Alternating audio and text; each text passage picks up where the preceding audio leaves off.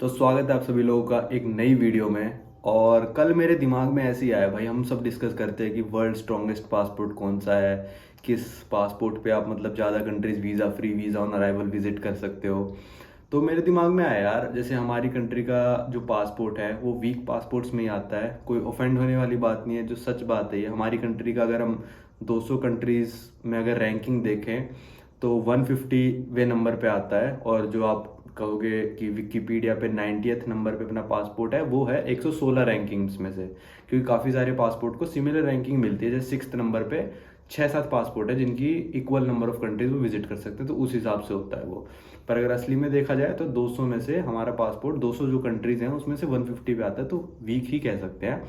पर हमारे पासपोर्ट जो इंडियन पासपोर्ट है उसको स्ट्रॉन्ग करने का एक तरीका है कि आप कोई अच्छा सा वीज़ा ले लो अपने पासपोर्ट पे, जिससे कि आपके लिए और कंट्रीज ओपन हो जाए। तो इसी में मैं दिमाग लगा रहा था कि भाई ऐसा कौन सा सबसे बेस्ट वीज़ा ले सकते हो आप, जिससे मतलब आपका पासपोर्ट बहुत ज़्यादा स्ट्रॉन्ग हो जाए। तो हमारे दिमाग में भाई कोई भी नॉर्मल ट्रैवलर होगा जो मतलब इतनी कंट्रीज नहीं घूमा होगा, जितना मैं रिसर्च पूरे दिन करता रहता हूँ लैपटॉप पे बैठ के, उतना रिसर्च किसी ने नहीं करा होगा। तो उनके दिमाग में सीधा आएगा भाई यूएसए का वीज़ा ले लो और आपका पासपोर्ट मतलब जितना है, इस वीज़ा से ज़्यादा स्ट्रॉन्गेस्ट वीज़ा कोई नहीं है पूरे वर्ल्ड में। तो ये करने से पहले भाई मैंने अपने जो यात्री डॉक्टर वाला चैनल है उसमें एक पोल डाला था कि भाई आप बताओ आपको कौन सा लगता है वीज़ा सबसे स्ट्रॉन्गेस्ट है। तो 4 ही ऑप्शन दिए थे मैंने, क्योंकि उसमें 4 ही दे सकते हैं और 4 ही बहुत हैं। सबसे पहला था Schengen multiple entry long term visa, फिर था यूएसए का वीज़ा, फिर था यूके का वीज़ा, फिर था कनाडा का वीज़ा। तो उसमें से लगभग 75% वोट्स जो हैं वो मिले सबसे ज़्यादा यूएसए के वीज़ा को। फिर उससे कम कुछ 15% के करीब मिले थे अपने शेंगन वीज़ा को। और फिर मिले थे 5-5% यूके और कनाडा वाले वीज़ा को। तो सेम मैंने पोल अपने इंस्टाग्राम पे भी डाला कि भाई बताओ आपको क्या लगता है, और अपने जो ओपिनियन है वो भी शेयर करना। तो फिर अभी मतलब 2 ही घंटे हुए थे मेरे को स्टोरी डाले हुए, तो कुछ 12,000 लोगों ने देखी थी अभी तक 2 घंटे में स्टोरी। तो उसमें से वोट्स आए थे भाई, कुछ 1200 वोट्स थे शेंगन वीज़ा के लिए, 2600 वोट्स थे यूएसए वीज़ा के लिए, और 400-400 वोट्स कुछ इसके लगभग थे यूके और कनाडा के वीज़ा के लिए। अब कनाडा के वीज़ा को तो अपने मेरे को लग रहा है पंजाबी भाई ने वोट किया है, सारे पंजाबी भाइयों ने, कि भाई हमको तो कनाडा का वीज़ा मिल जाए, और वीज़ा चाहे भाड़ में जाए, चाहे पावरफुल हो चाहे ना हो।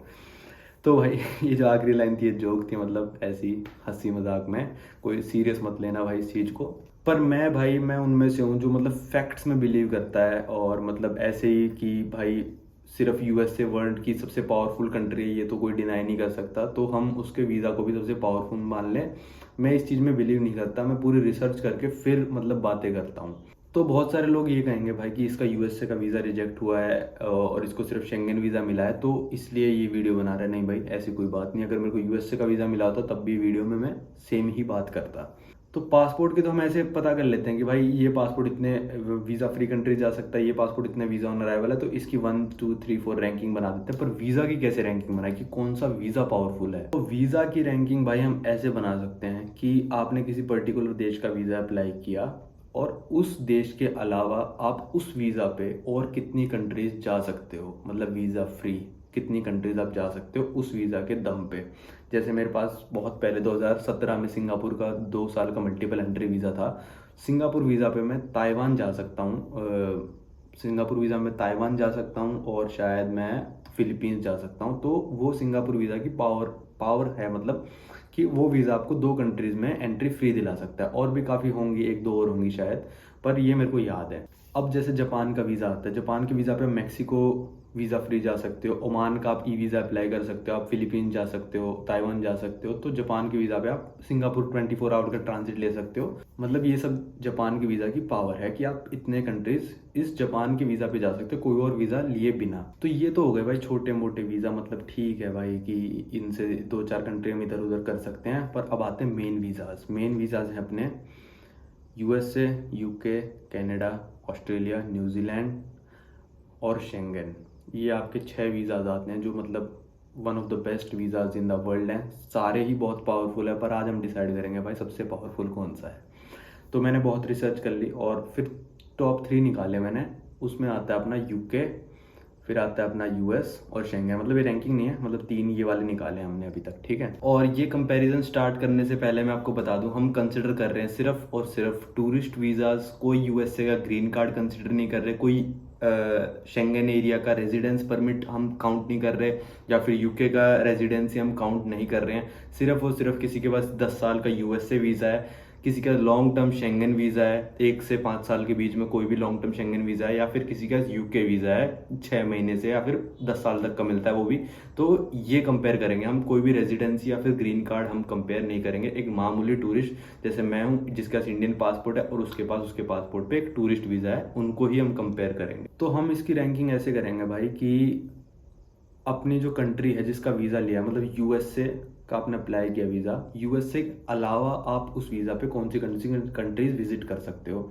शेंगन पे आप शेंगन एरिया जो 26 कंट्रीज है उनके अलावा कौन सी कंट्रीज विजिट कर सकते हो, और यूके के अलावा आप कौन सी कंट्रीज विजिट कर सकते हो। तो ऐसे तो भाई कंट्रीज़ की लिस्ट बहुत लंबी है कि आप जो यूके के वीज़ा पे कंट्रीज़ विजिट कर सकते हो। कम से कम 20-25 कंट्रीज़ होंगी, शेंगन पे भी 20-25 कंट्रीज़ होंगी, यूके पे भी ऐसी 20-25 कंट्रीज़ होंगी। तो हम कॉमन कंट्रीज़ काट देते हैं। कॉमन कंट्रीज़ का मतलब हो गया जैसे मैक्सिको हो गया, मैक्सिको तीनों वीज़ाज पे वीज़ा फ्री एंट्री देता है, तो हम मैक्सिको कंसिडर नहीं करेंगे कि मैक्सिको इसमें लिस्ट में हम कंसिडर नहीं करेंगे। ऐसे वाले देश हम काट देंगे जो तीनों वीज़ाज पे वीज़ा फ्री एंट्री देते हैं। तो अब हमको ऐसे देश ढूंढने हैं भाई पहले कि जो सिर्फ और सिर्फ यूएस से वीज़ा पे एंट्री देते हैं और शेंगन वीज़ा पे एंट्री नहीं देते। तो ऐसे देश मैंने लिस्ट बनाई है, मैं आपको बताता हूँ। तो ऐसे सिर्फ 3 देश हैं और एक देश कंडीशन के साथ है जो सिर्फ यूएस से वीज़ा पे एंट्री देते हैं और शेंगन या फिर यूके वीज़ा पे एंट्री नहीं देते। पहला देश कौन सा है? यूएई। अगर आप दुबई, उसको दुबई कह सकते हैं। अगर आप दुबई जाते हो तो आपको यूएसए वीज़ा पे वीज़ा ऑन अराइवल मिलेगा, जो कि आपको शेंगन वीज़ा पे नहीं मिलेगा। दूसरा आता है भाई चिली और तीसरा है अर्जेंटीना। ये तीनों देश हैं जो शेंगन वीज़ा पे एंट्री नहीं देते हैं, मतलब वीज़ा फ्री। और आपके पास अगर यूएस वीज़ा है तो आपको वीज़ा फ्री एंट्री मिलेगी, वीज़ा फ्री या फिर ई वीज़ा पे। और जो चौथा देश आता है रूल के साथ वो है साउथ कोरिया। अगर आप यूएस से कनाडा वगैरह जा रहे हो तो आप साउथ कोरिया में ट्रांजिट कर सकते हो, और वो ट्रांजिट अप टू 30 डेज हो सकता है, पर आपके पास एक कन्फर्म्ड ऑनवर्ड टिकट होनी चाहिए।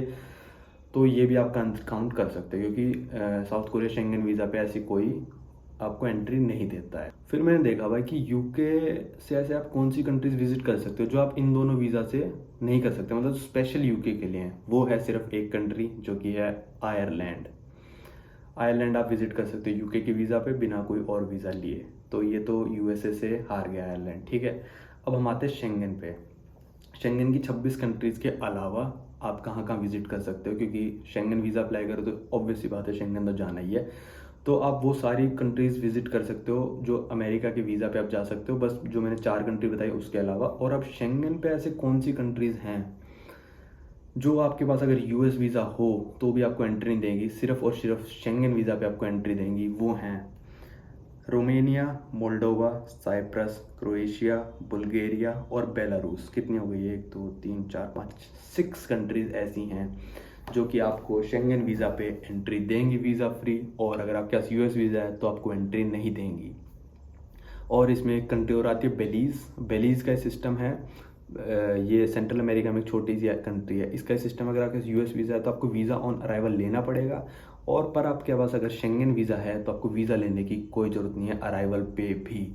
तो 7 कंट्रीज़ हो जाती हैं ऐसी, और यूएसए में हम 4 मान सकते हैं साउथ कोरिया को मिला के, और यूके में सिर्फ एक कंट्री ऐसी स्पेशल थी।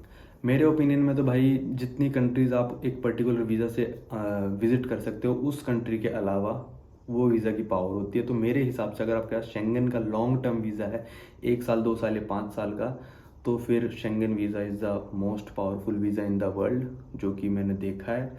और आपका बेनिफिट तो है ही कि आप 26 कंट्रीज़ और जा सकते हो शेंगन वीज़ा से। खैर वो 26 कंट्री इतनी है कि पूरे यूएसए में फिट हो जाएंगी वो सारी 26 कंट्री, तो मैं इतना उसको काउंट नहीं कर रहा। उस वीज़ा के बलबूते पे आप कितनी और कंट्री जाते हो इस वीडियो में हमने वो काउंट करा है। और मेरे को पता है कि ये पूरी वीडियो देखने के बाद भी लोग कमेंट करेंगे कि भाई ये वाली कंट्री जो आप यूएस से भी जा सकते हो, ये वाली कंट्री जो आप यूएस से भी जा सकते हो।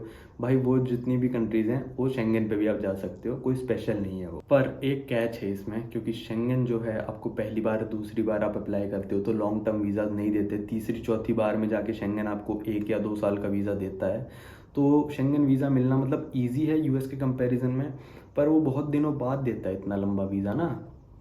पर अगर आपके 90 दिन का भी वीज़ा दिया है तो आप इनमें से कोई भी कंट्री विजिट कर सकते हो जो मैंने आपको बताई है। मतलब वो सिर्फ लंबे टाइम का होगा तो ज़्यादा दिनों तक वैलिड रहता है। यूएसए में एक बेनिफिट है कि आपको सीधा अगर वीज़ा लगता है तो 10 ईयर्स का वीज़ा मिलता है। तो अगर कंट्री काउंट से आप हम देखें तो भाई सबसे पावरफुल शेंगन का वीज़ा है, क्योंकि वो आपको सबसे ज़्यादा कंट्रीज़ का एक्सेस देता है। पर अगर मैं वैसे पावर के बारे में बात करूं तो डेफिनेटली वो यूके का वीज़ा आप पावरफुल कह सकते हो। मतलब अगर सुनने में कहें कि कोई यूएस का वीज़ा है तो सुनने में यूएस वाला पासपोर्ट मतलब वीज़ा ज़्यादा पावरफुल लगता है शेंगन कंपैरिजन में। और मैं आपको बताता हूँ, अगर आपके पास यूएस का वीज़ा लगा है तो शेंगन में आपका पासपोर्ट जाता है, वो आपके डॉक्यूमेंट देखते हैं, तो यूएस का वीज़ा लगा है तो आपको शेंगन वीज़ा मिलने में बहुत ईजी होता है। पर अगर शेंगन वीज़ा लगा है, यूएस के इंटरव्यू में आप जाते हो, कई बार वो ऐसा होता है कि आपका पासपोर्ट खोल के भी नहीं देखता, तो उसको पता भी नहीं चलेगा कि आप शेंगन गए हो, तो फिर आपको यूएस का वीज़ा मिलने में मुश्किल हो जाती है।